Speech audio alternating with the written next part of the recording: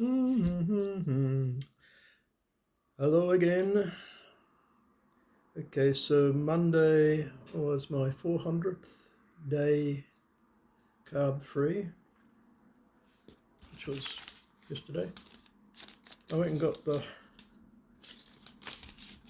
weight and blood pressure and everything. So, okay, 78.7 kilos. So I sort of went up nearly 2 kilos since the last 10 days, which doesn't really matter. Uh, Blood pressure 117 over 85, which is really good. Pulse rate 87 per minute, also good. Yeah, so that's the measures.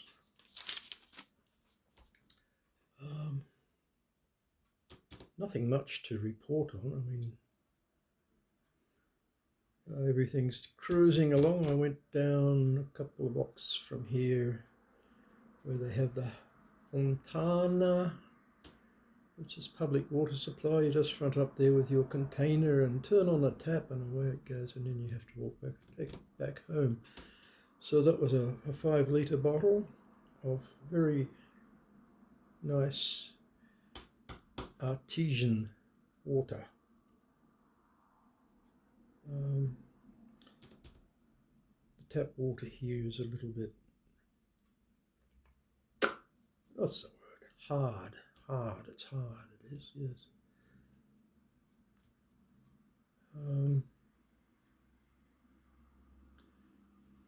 Weather, well, it's midsummer, having thunderstorms every other day or so. Temperature gets above 30 sometimes. Also with a breeze of about 10, 11 kilometers per hour, which sort of is nature's air conditioning system, cools everything down nicely. So if you've got somewhere that's in the shade with the breeze, you're pretty right for a while.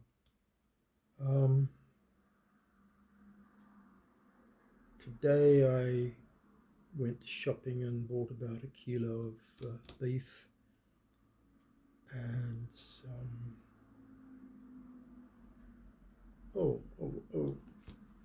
yeah, cheese, the usual stuff.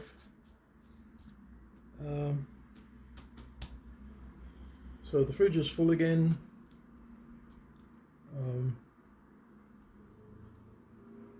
Everything's good.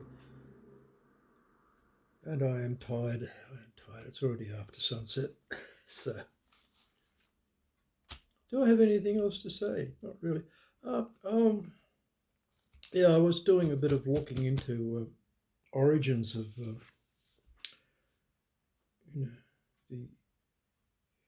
philosophical, religious, pseudo-ethical reasons for not eating meat. So apart from Plato and a few other ancient Greeks, like don't eat beans, not because beans means farts, but they can kill you. The fava bean is like, some people just, you don't eat those things, even if you did remember to soak them overnight, they will kill you, and if you didn't remember to soak them overnight, they will kill you anyway. Beans, okay, but that was not it. This deeper, well, the more recent versions are the Manichaeans and the Cathars. Manichaean, I think it was second century, from Iran. He did a stitch-up version of religion, obviously with influences from India and so forth. There's still some of them left in China, apparently. Okay, so they don't eat animals because that's where reincarnated souls live. You might be eating your grandpa. But fish are okay because fish just sort of are not sexually reproduced. They just sort of magically, you know, the waves frothing in the sunlight sort of thing turns into fish or something. So they're okay to eat. But plants are okay to eat because apparently they aren't living creatures, are they? No. Although the Jain in India, and they've been around even longer than the Manichaeans, they have they're very careful about, is this a living thing or not? So if you've got something like an onion, which is all those vegetables that come under the heading of cut and come again, bulbs, the perennials, they'll grow again next year. They'll sprout up and disappear and re-sprout. You don't eat them because they're obviously living things. They have a life in them, obviously. But something else, well, it's not really alive. It's just a plant. I don't know why they eat rice and wheat though, because seeds, next generation, little baby plants. It's a bit like eating an egg. So yes, there's a lot of gobbledygook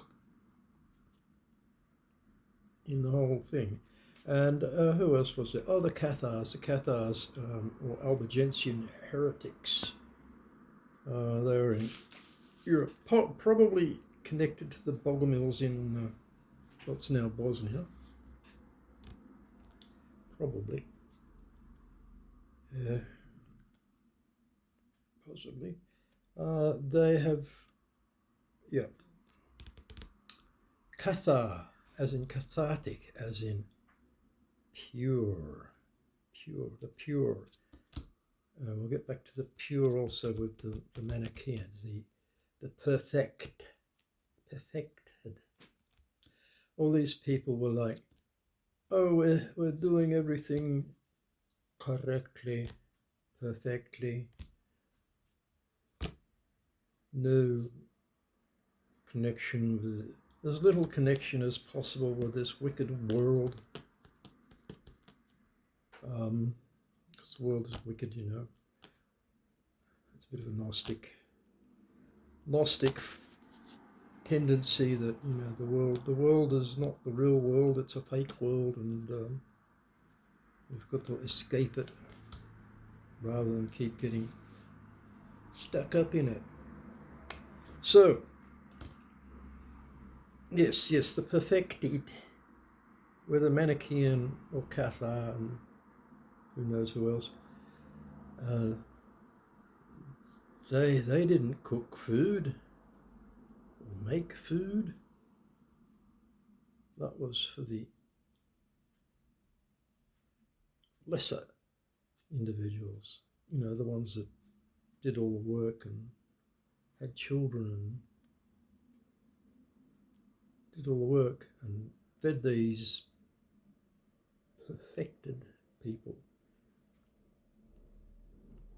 I don't know what they did. I think they just sat around and sniffed roses or something. I really don't know. Anyway, so whether you were a Manichaean or a Cathar, you had this class of people who were waited on hand and foot because they were pure. They were beyond, above all this worldly humdrum daily business of chopping wood and hauling water and scrubbing the cooking pots, whatever. So yes, it gives you an idea of the mentality behind it.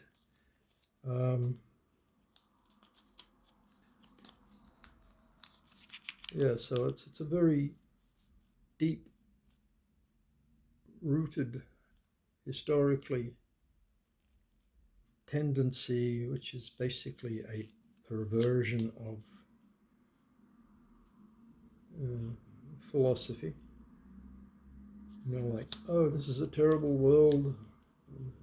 It's a terrible world. We have to remain undefiled and seek for better things. You know, if we could change this whole world entire nearer to our heart's desire, a bit like Marxists and Taliban and the usual cult thing. Okay, so that's enough of that. You get the message. You know, everything is because it's better, purer, better, less evil, lesser of two evils. Yes, lesser of two evils is to destroy your health rather than harm some poor living creature. You just harm this poor living creature instead. Yeah, okay, boss, whatever you say. Yes, guru. That's about it. I mean, no. Like the guy that started up veganism was also a pacifist. Now, pacifists are people who act with good intentions. But as Orwell said, neutrality and pacifism enable fascism, as we see these days in the country next door to me, where you have all these people going, oh, anything for peace, we must have peace.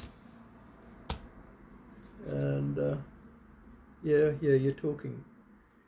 You don't tell us about it. Go to Moscow and tell those guys,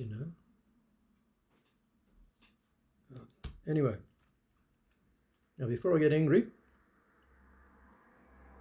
because next Monday I'll be 74, and I've seen more than enough nonsense and weasel words about what is supposed to be good. As I stated back in a bit before 2000, New Age fascists all agree that they know best for you and me. And we still have them. They just keep changing, like from politically correct to deep green to critical blah blah theory and so forth.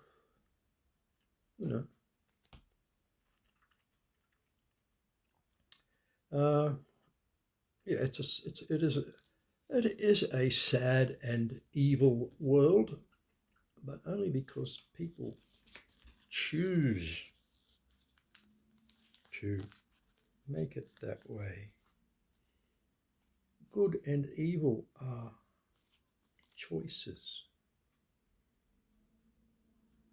There's no, as far as I can tell, there is no Satan, and there's no whatever. It's they're nice allegorical concepts, but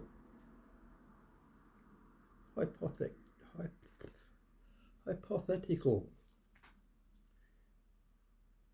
Thing is, it comes down to what you do and what I do and what somebody else does or doesn't do. And I mean, there's been enough books written about this that it's supposed to be the word from above, and yeah, so it's not as if we don't know, because anybody that gets serious about it can sit down and write a book saying blah blah blah, this that this that this that.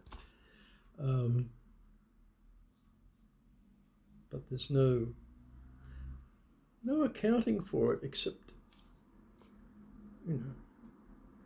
well, karma accounts for things. But sometimes it takes a very long time to balance the books. Okay, that's enough for me. I'm happy.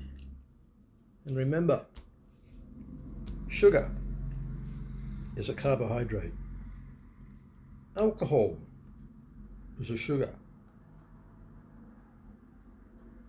So all those E number thingies on the package that end in OL or OSE, are they really good for you? They're not essential for your well-being. So why are you eating them? Till next time. Ciao.